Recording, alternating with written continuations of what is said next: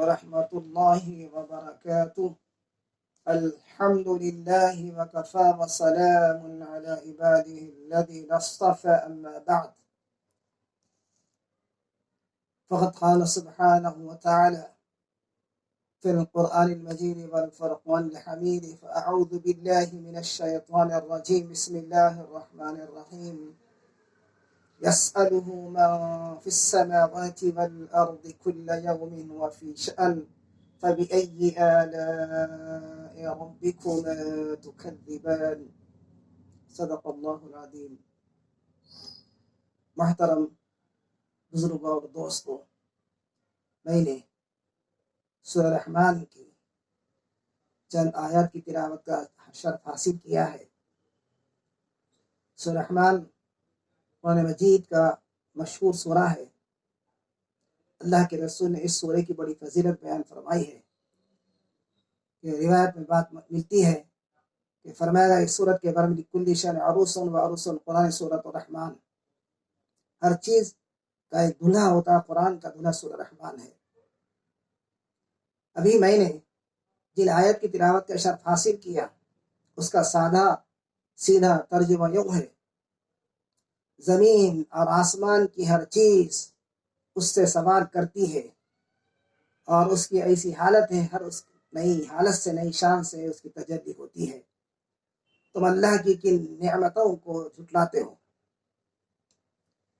اللہ تبارک و تعالیٰ کی شان ہر دن ایک نئی شان سے، نئی حالت سے وہ ظہور ہوتا ہے. کل یوم ہوا فی شأن. اس آیات کریمہ میں بتا دیا گیا کہ ہر چیز دنیا کی، چاہے وہ نوری ہو یا ناری ہو یا خاکی ہو یا آبی ہو، سب اس کے محتاج ہے، سب اس کے سوالی ہیں. کوئی صحت مانگ رہا ہے، کوئی دولت مانگ رہا ہے، کوئی نوکری مانگ رہا ہے، کوئی گھر مانگ رہا ہے، کوئی عافیت مانگ رہا ہے، کوئی عزت مانگ رہا ہے، کوئی اقتدار مانگ رہا ہے. ہر چیز، ہر شخص زمین آسمان کی جتنی مخلوق ہے اس کے سامنے دست بدعا ہے، اس سے سوال کر رہی ہے. کل یوم ہوا فی شأن. اس آیت کی تشریح، اس آیت کی تفسیر آج کا موضوع ہے. کل یوم ہوا فی شأن. ہر دن نئی حالت سے ظہور ہوتا ہے اس اللہ تبارک تعالیٰ کی ذات کا. شأن کے معنی عربی کے اندر حالت کے ہیں، اور ایک لفظ آتا عربی کے اندر شانی کا، ان شانیہ کا، اس کے معنی بخش کے ہیں. یہاں کل یوم ہوا فی شأن، ہر دن اللہ کی ایک نئی شان ہے، ہر دن اللہ نئی شان سے ظاہر ہوتا ہے.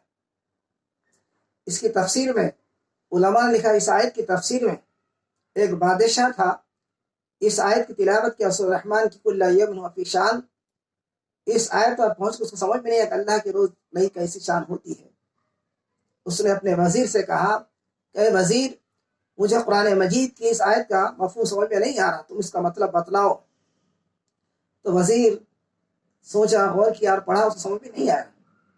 اور وہ گھر آیا بادشاہ کا وزیر، اور گھر میں آ کے بڑا متفکر بیٹھ گیا ایک مقام پر. اس وزیر کا ایک وہ ایک جو ہے خادم تھا جو کالا اور نیگرو تھا، حبشی تھا. اس نے اپنے گھر کے مالک کی حالت دیکھ کر پوچھا کہ اے میرے سرکار، اے میرے مالک، آپ زیادہ متفکر نظر آ رہے ہیں، کیا بات ہے؟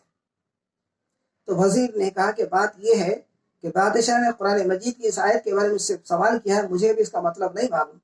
میں بڑی فکر میں ہوں، میں بڑے جو ہے کیا کرتے ہیں بڑے شش و پنج میں پڑھ گیا ہوں، اس کا مفہوم میرے ذہن میں نہیں ہے اس آیت کا. اس جو سیاہ فام اس وزیر کا جو غلام تھا گھر میں، اس نے کہا کہ اے میرے مالک، اے میرے آقا، پریشان مت ہو، مجھے بادشاہ پر لے جاؤ. چنانچہ اس وزیر نے اپنے غلام کو، اس حبشی غلام کو بادشاہ کے دربار میں پیش کیا. اور بادشاہ کے پاس جب گیا اس غلام نے، اس نے کہا کہ کل یوم ہوا فی شأن کی تفسیر بیان کرتا ہوں آپ کے سامنے. آئے بادشاہ وقت، ایھا الامیر، اے میرے بادشاہ، اللہ کی شان یہ ہے ان یولج اللیل فی النہار ویولج النہار فی اللیل. اس کی یہ شان ہے، اس کی یہ قدرت ہے کہ رات کو دن میں، دن کو رات میں داخل کرتا ہے، زندے سے مردے کو پیدا کرتا ہے، مردے زندے کو پیدا کرتا ہے، ایک بستی کو زندہ کرتا ہے، دوسری بستی کو ختم کرتا ہے. عزت والے کو ذلیل کرتا ہے، ذلیل والے کو عزت دیتا ہے، بیمار کو عافیت دیتا ہے، عافیت والے کو بیمار کرتا ہے، اور غریب کو تونگر کر دیتا ہے، غنی کر دیتا ہے، غنی کو فقیر کر دیتا ہے۔ اس کی یہ حالت ہے۔ جب بادشاہ کے سامنے اس غلام نے ایسی تفسیر بیان کی اس آیت کریمہ کی، کل یوم فی شان کی، اس بادشاہ نے بڑا متاثر، اس نے کہا کہ اے غلام، تیرا اتنا علم ہے قرآن مجید کا، آج مجھے بڑی خوشی ہوئی تیرے علم پر، اب مجھے تجھے بادشاہ کا ایک وزیر بنانے کا بھی تجھے اعلان کرتا ہوں، ایک قلم جو ہے میں تجھے سونپ دیتا ہوں وزارت کا۔ اور وہ بیچارہ جو غلام تھا وہ بڑا خوش ہو گیا، اور اس کے بعد بادشاہ نے اس کو، روایت میں ہے کہ ایک جگہ پر بٹھایا، وزارت کے ایک مقام پر، ایک کرسی پر، ایک منصب پر۔ اس غلام نے برجستہ بر وقت کہا کہ ایھا الامیر، اے بادشاہ، ھذا من شان اللہ، یہ اللہ کی شان ہے کہ میں آج تک، ابھی تک ایک معمولی گھر کا خادم تھا، یہ غلام تھا، اللہ کی یہ شان ہے کہ اللہ نے مجھے آج ایک وزارت کے بڑے عہدے پر فائز کر دیا ہے، یہ اللہ کی شان ہے۔ تو کل یوم ہوا فی شان، ہر دن اللہ کی ایک نئی حالت ہے، نئی شان ہے۔ اللہ کی شان، اس کی قدرت، اس کے بارے میں ہم کیا بیان کر سکتے ہیں، الا یہ کہ مفسرین نے، علماء نے ان آیات کی تفسیر میں جو باتیں بیان کی گئی ہیں، اس کی روشنی میں کچھ باتیں آپ کے سامنے عرض کرتا ہوں۔ کیسے کیسے واقعات تاریخ کے اندر ملتے ہیں، اللہ تعالیٰ کی کیسی قدرت ہے، کیسی شان ہے۔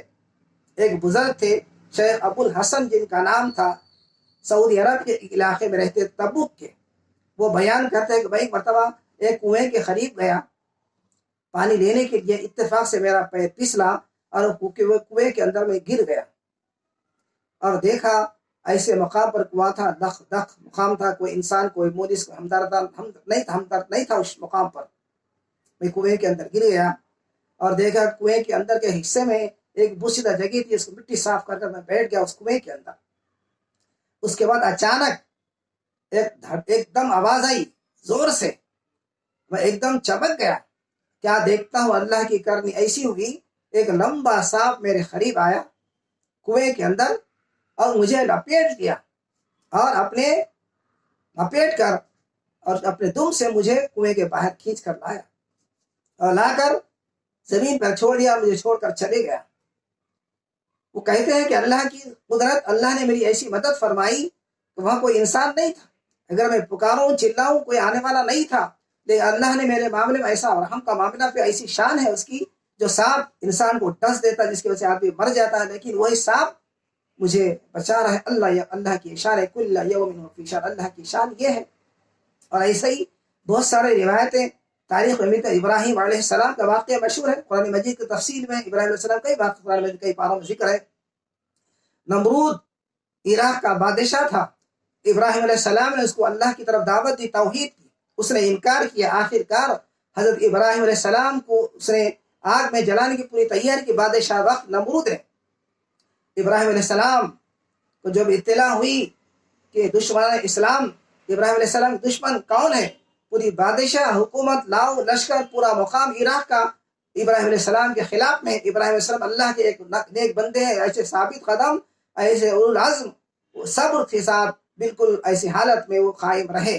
الغرض جب آگ ابراہیم علیہ السلام کو جلانے کے لیے دہکائی کہ بادشاہ وقت تمام علاقے کے، عراق کے لوگ جمع، ہزاروں لاکھوں تعداد میں، ایک جاترا کی طرح، ایک جو ہے ایک منظر تھا، ایک کھیل کی طرح، ہر شخص اس منظر کو دیکھنے جمع ہو گیا۔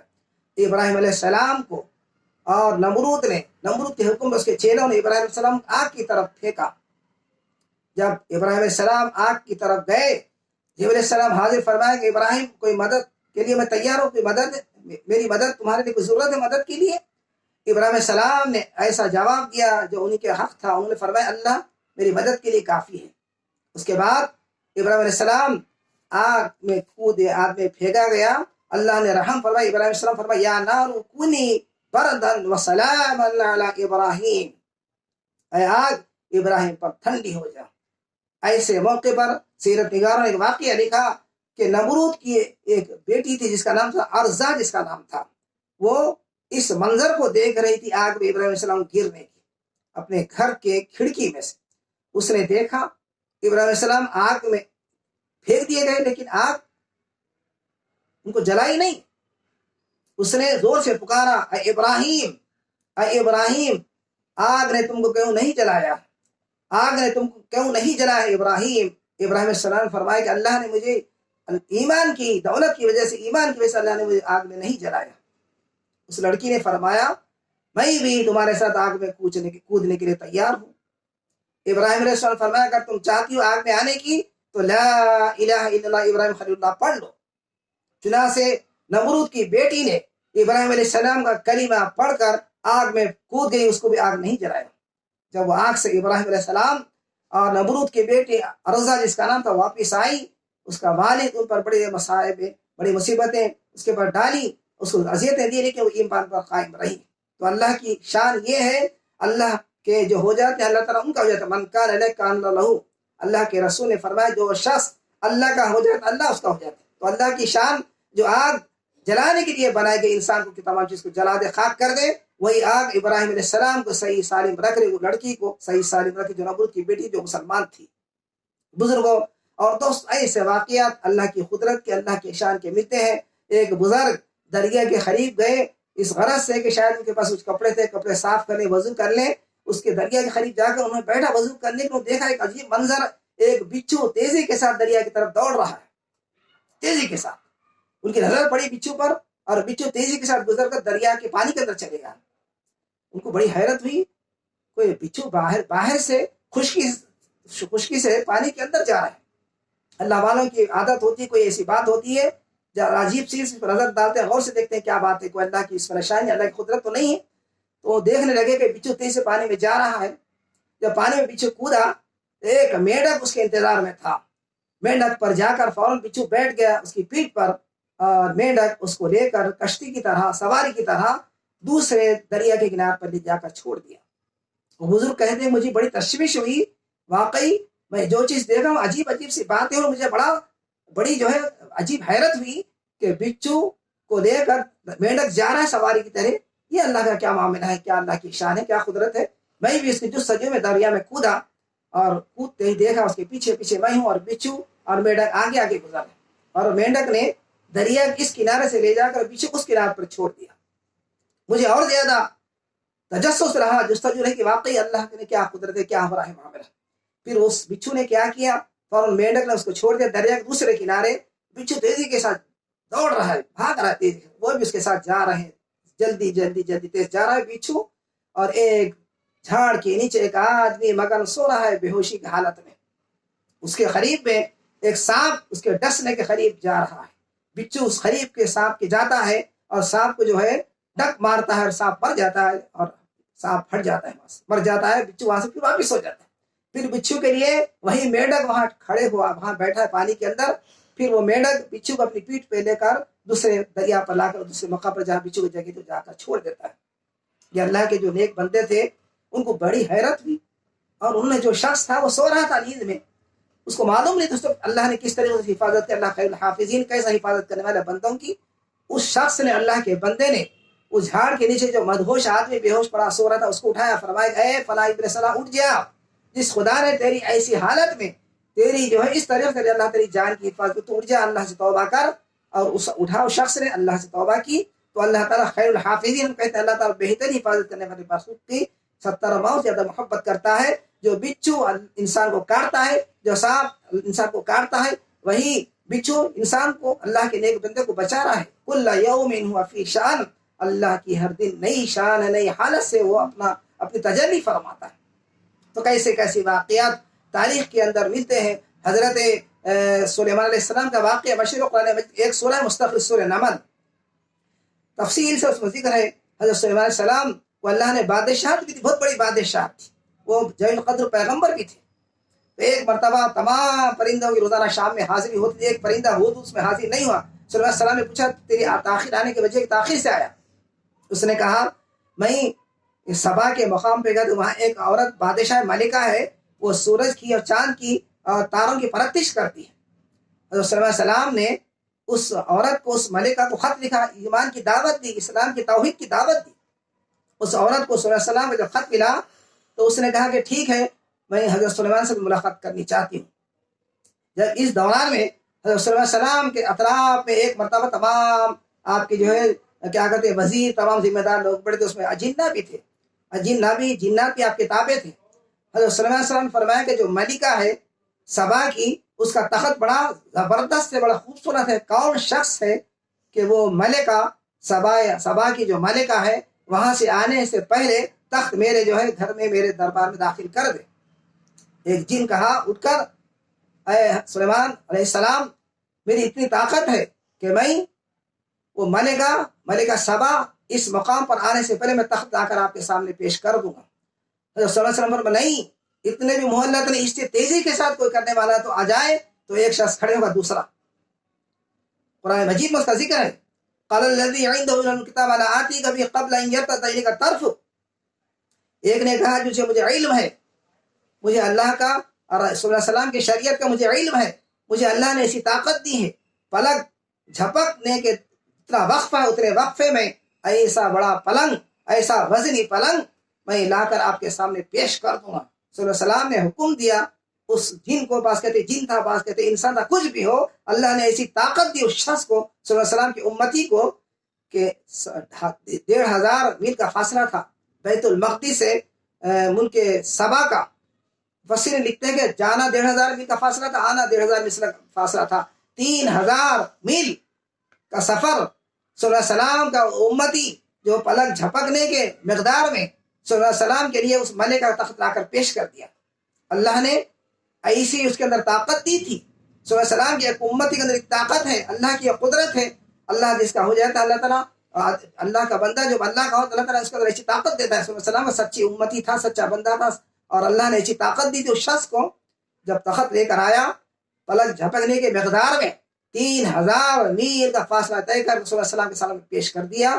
صلی اللہ علیہ وسلم نے جب دیکھا اس کی ایسی طاقت کو، فرمایا اللہ کے نیک بندے، ھذا من فضل ربی، میرا کوئی کمال نہیں ہے، اس شخص کا کمال نہیں جو تخت لے کر آئے، کمال یہ تو اللہ کی کمال ہے، تو اللہ کی قدرت، اللہ کی شان، ھذا من فضل ربی، اللہ کا فضل کا معاملہ ہے۔ اللہ کے نیک بندے صلی اللہ علیہ وسلم نے تو کل یوم فی شأن، اللہ کی شان ہے۔ اللہ نے ایک شخص کے اندر ایسی طاقت دے دی، 3000 میل سے فاصلے کر آدمی ایک تخت پہلے جھپنے کے مقدار میں لا کر رکھ دیا۔ تو بزرگوں اور دوستوں، ایسے واقعات اسلام کی تاریخ میں بھرے پڑے ہیں۔ ایمان کی ہماری طاقت، ہماری ایمان کے اندر گلا پیدا سے واقعات ہم کو سننے سے، اصحاب واقعہ، اصحاب کہف کا واقعہ قرآن مجید کے اندر 15 پارے میں ایک مستقل سورت ہے، سورہ کہف۔ اللہ نے ایک سورہ کہف نازل فرمائی۔ یہودیوں نے اللہ کے رسول سے پوچھا تھا سورہ اصحاب کہف کے بارے میں، اصحاب کہف کون ہے، کیا ہے؟ اللہ نے اس کے جواب مستقل اللہ کے رسول پر ایک سورت نازل، سورہ کہف، تفصیل سے اس میں واقعہ ہے۔ اللہ کے نیک بندے تھے، ظالم بادشاہ تھا، مشرک بادشاہ تھا، اس سے بچنے کے لیے وہ غار میں جا کر پناہ لیے تھے۔ کہف کے معنی غار کے رب، غار میں جا کر رہ گئے، 300 سال انہوں نے سویا۔ قرآن میں تفصیل ذکر ہے۔ اور اس غار کے اندر اللہ نے ایسی کیفیت پیدا کر دی تھی، کروٹیں اللہ نے اس کو بدل دے تاکہ جسم پر کوئی کیڑے وغیرہ نہ کھائیں جسم کو۔ ونقلب ذات الیمین ذات الشمال، اللہ نے ان کے کروٹیں بدلتا تھا، اللہ نے ایسی طاقت دی تھی۔ اور ان کے وکلبہم باسط ذراعیہ بالوسیط، ان کے باغ کے، اس کے کنویں کے، کیا کہتے ہیں، ان کے غار کے منہ پر اللہ نے کتا مقرر کر دیا تھا۔ وکلبہم باسط ذراعیہ بالوسیط، 300 سال تک اللہ نے اصحاب کہف کو زندہ زمین کا غار کے اندر محفوظ رکھا۔ اللہ کا بتانا مقصد تھا امت کو، آنے والی نسل کو اللہ چاہے اس طرح سے خبر میں انسان کو زندہ رکھتا ہے۔ اصحاب کہف کو 300 سال اللہ نے زندہ رکھا۔ جب وہ اٹھے 300 سال کے بعد، تو ایک دوسرے کے ابھی ہم نے صبح میں سوتے اب شام ہو رہی، 300 سال ایسی گزر۔ اسی لیے اللہ کے رسول پر اللہ کا نیک بندہ جب مر جاتا خبر میں رہتا ہے تو قیامت آ جاتی، جب حشر ہوتا ہے وہ سمجھتا ہے کہ ابھی میں سو گیا تھا، ابھی اٹھ رہا ہوں۔ تو اصحاب کہف کو اللہ نے 300 سال حفاظت سے سلایا۔ 300 سال کے بعد اٹھے، جب آپ آبادی میں آئے پیسہ لے کر، تو لوگ حیرت میں پڑے کون شخص 300 سال کا پیسہ کہاں سے لا رہے ہیں۔ وہ کتا بھی جو اصحاب کہف کے ساتھ، اللہ کے رسول نے فرمایا کتا بھی اصحاب کہف جنت میں جائے گا۔ اللہ کے رسول پر اس کی نجاست اللہ نے پاک کر کے جنت میں داخل کر، اللہ نیک لوگوں کی صحبت کا یہ اثر ہے۔ نجیس ہے کتا، اس کے بعد بھی نیک اللہ کے نیک بندوں کے ساتھ جنت میں کتا بھی رہے گا۔ تو محترم بزرگ، اس واقعات تاریخ کے اندر ایسے کئی واقعات ہیں اسلام کی تاریخ کے اندر ہم پڑھتے ہیں۔ اللہ کے رسول جب ہجرت کے لیے آپ تشریف لے گئے مکے سے مدینہ منور، راستے میں غار ثور میں آپ نے قیام کو 3 دن۔ اللہ کی ایسی قدرت ہے، جب دشمنان اسلام مکے کے لوگ انعام دے رہے تھے، اللہ کے جو شخص گرفتار کر نوز باللہ خطر کر دے انعام ملے گا، کئی لوگ آپ کی تجسس میں، آپ کی جو ہے کیا کہتے تلاش میں نکلے، ادھر اللہ کی کرنی ایسی، اللہ کی شان ایسی، اللہ نے مکڑی کو حکم دیا کہ غار کے منہ پر جو ہے جالا تان دیا جائے۔ مکڑی کی کیا اہمیت ہے، کیا ہے، کیا اس کی طاقت ہے، لیکن اللہ کے رسول کی حفاظت مکڑی کو استعمال کیا، اللہ نے حکم دیا مکڑی کو کہ جالا بن دیا جائے، جالا بن دیا مکڑی اصحاب اللہ کے رسول کے غار پر۔ اور روایت میں بات کی اللہ کے رسول نے کبوتر کو حکم دیا، کبوترنی کو، کہ کبوترنی انڈے دے دے۔ جب دشمن اسلام قریب آئے، مکے کے کفار قریش غار کے قریب میں اللہ کے رسول غار میں تشریف فرما تھے، اللہ کے رسول کے ساتھ ابوبکر صدیق بھی تشریف فرما تھے۔ انہیں جب دیکھا کہ مکڑی جالا بندی ہے، جالا تان دی ہے، اور جو کبوتر انڈے دیا، کوئی نہیں رہ سکتا، وہاں پیچھے لگے۔ تو اللہ کی قدرت، اللہ کی شان یہ ہے، اللہ نے مکڑی کے ذریعے، مکڑی کے جالے کے ذریعے، کبوتر اور انڈے سے اللہ کے رسول کی حفاظت فرمائی، اللہ کی قدرت ہے۔ اور میں بتاؤں، تاریخ کے اندر ایسے بہت سارے واقعات اسلام کی تاریخ میں ملتے ہیں۔ حضرت ہے ایوب، کیا کہتے ہیں، صلاح الدین ایوبی، آپ جانتے ہیں صلاح الدین ایوبی کون ہے؟ صلاح الدین ایوبی فاتح بیت المقدس ہے، بیت المقدس کی ہاتھ فتح ہوئی، لیکن کیسے تھے، ان کے والدین کون تھے؟ آج کے حالات میں ہم کو انداز ہو کیسے والدین ہونا چاہیے، کیسے والدین، کیسے نیک لوگ تھے ان کے والدہ اور والدہ۔ ایوب ان کا نام تھا، صلاح الدین ایوبی کے، ایوب ان کا لقب پڑ گیا نام کے ساتھ، لیکن ان کے والد کا نام ایوب۔ ایوب نوجوانی میں تھے، ایک بزرگ نے ان کو دیکھا اور پوچھا، ایوب تم شادی کیوں نہیں کرتے؟ ایوب نے فرمایا کہ میں شادی کرنے ایسی لڑکی کی تلاش میں ہوں جو مجھے جنت میں ہاتھ پکڑ کے جنت میں لے جائے، ایسی نیک بخت، نیک سیرت، نیک کردار لڑکی کو میں تلاش کر رہا ہوں۔ وہ بزرگ نے سنا کہ ٹھیک ہے، اللہ تم کو ایسی لڑکی ملا دے۔ پھر اللہ کی کرنی، اللہ کی شان یہ ہوئی، وہ بزرگ کہیں دوسرے مقام پر گئے، پھر کہیں کسی گھر میں دعوت تھی، وہاں گیا، وہیں آپ تشریف لے گئے، وہاں آپ کو جو ہے ایک نوجوان لڑکی نظر آئی جو حجاب میں تھی۔ اس کی والدہ، اس کے گھر والوں نے کہا کہ لڑکی اس کی شادی کرنا، آپ دعا کیجیے۔ آپ نے اس لڑکی کو بلایا، فرمایا کہ اے خاتون، اے لڑکی، تم کس سے شادی کرنا چاہتی ہو؟ اس لڑکی نے کہا، میں ایسے شخص سے، ایسے نیک بخت سے، ایسے نیک کردار سے، اللہ کے نیک بندے شادی کرنا چاہتی ہوں جو مجھے پکڑ کے جنت میں لے جائے۔ وہ بزرگ بڑی حیرت میں پڑ گئے۔ اس نوجوان سے میں پوچھا تو اس نے کہا کہ مجھے ایسی بیوی میرے جنت میں ہاتھ پکڑ کے لے جائے۔ میں اس لڑکی سے پوچھا کسی شادی کروں، ایسا لڑکا ملے جنت میں ہاتھ پکڑ کے لے جائے۔ بڑی حیرت میں پڑ گئے، اور ان کو بڑی وہ ہوئی کہ بڑے اللہ کے نیک بندے ہیں، اللہ کی کیسا ان کے اندر جذبہ ہے، کیسی نیک نیتی ہے ان کے اندر۔ انہوں نے دونوں کو ایک جگہ جمع کیا اور دونوں سے شادی کرائی۔ اس بزرگ نے سفارش کر کے آگے بڑھ کر ان کے اولیاء کو، ان کے ذمہ داروں کو کر دونوں کی شادی ہوئی۔ اللہ کی شان ایسی ہے، اللہ نے ان دونوں کے وطن سے، اللہ نے ان دونوں کے اس میں کیا ہے، اللہ نے ایک بیٹا پیدا کیا جس کا نام ہے صلاح الدین۔ کون صلاح الدین ہے؟ یہ ایوب ان کے والد ہے، ان کی بیوی کا نام مجھے یاد نہیں۔ یہ دونوں کا جو ہے بیٹا، اللہ نے دونوں کی دعاؤں کی وجہ سے اللہ نے ایسا نیک